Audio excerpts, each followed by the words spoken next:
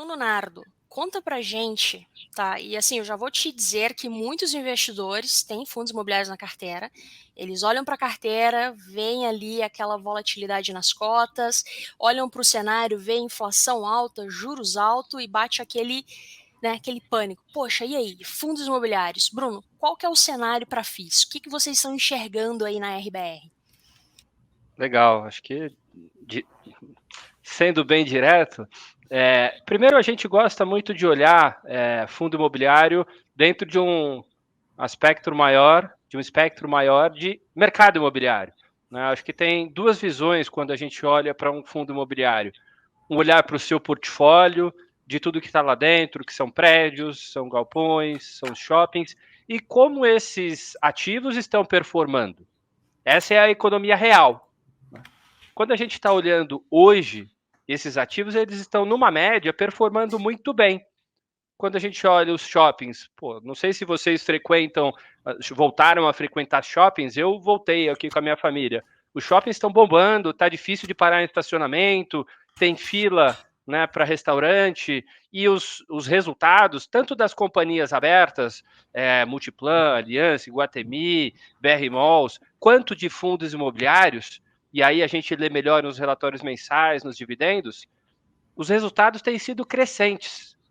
Quando a gente olha para os galpões estão, em geral, praticamente 100% ocupados, com os preços de aluguel subindo, pelo menos pela inflação ao longo dos últimos 12, 24 meses. Se a gente for olhar os dividendos, também estão crescendo. E quando a gente olha para lajes corporativas, e aqui a gente tem um olhar muito particular para isso, que é para um olhar de uma localização específica, que é São Paulo capital, nas melhores regiões da cidade.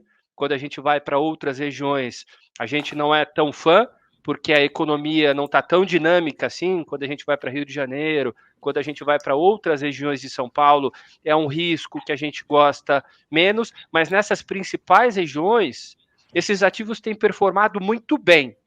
A vacância é reduzida e os preços têm subido pelo menos pela inflação. E aqueles aluguéis que estavam defasados pelo momento de mercado anterior, muitas vezes eles têm sido reposicionados. O aluguel foi 10, às vezes o aluguel sobe 20, 30, porque ele estava atrasado.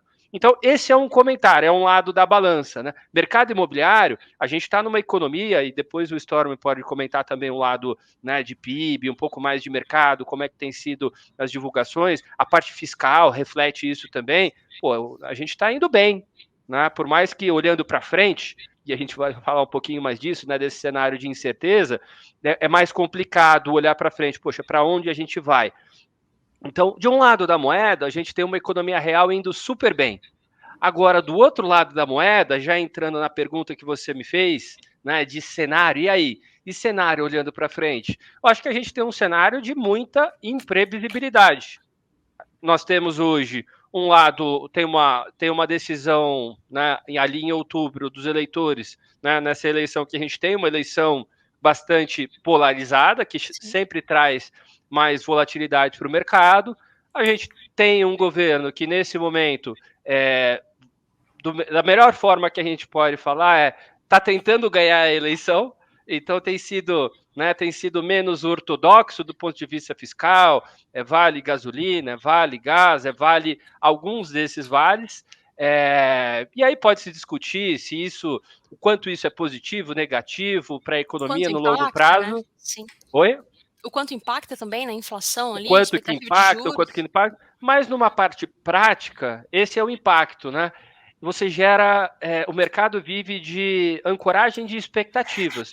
E quando a gente passa por todo esse período com expectativas ruins, leva ao que a gente está vendo agora. Quando a gente está passando por um mercado com expectativas incertas, e quando você está incerto, você exige mais retorno para justificar esse Exato. risco, a gente passa pelo que a gente está vendo, os juros futuros estão batendo hoje novamente o high, né, o ponto mais alto dele no ano.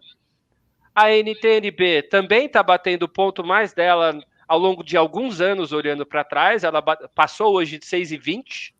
Fazia muito tempo que a gente não chegava em níveis como a gente está agora. Exato. E quando a gente, já falando de cenário, e passando um pouquinho a palavra para vocês, quando a gente trabalha com juros muito altos dessa magnitude, o mercado imobiliário ele é muito correlato para isso. Então, você está bem posicionado, seja dentro do seu pacotinho de ativos reais, seja dentro do seu pacotinho de fundos de crédito, e fundos de créditos são uma excelente proteção nesse momento, porque você tem a inflação e o CDI a seu favor. Então, essa correta combinação é extremamente relevante para você passar essa turbulência da melhor forma possível. E aí, pessoal, Stormer na área. Gostaram desse corte do almoço grátis? Bom, para ficar ligado em todos os episódios do programa, faça sua inscrição no canal da Liberta Investimentos aqui no YouTube. Assim você vai ser notificado sempre que houver um episódio novo, além de ficar por dentro de todos os conteúdos sobre o mercado financeiro que nós publicamos lá. Lembre-se, o conhecimento liberta.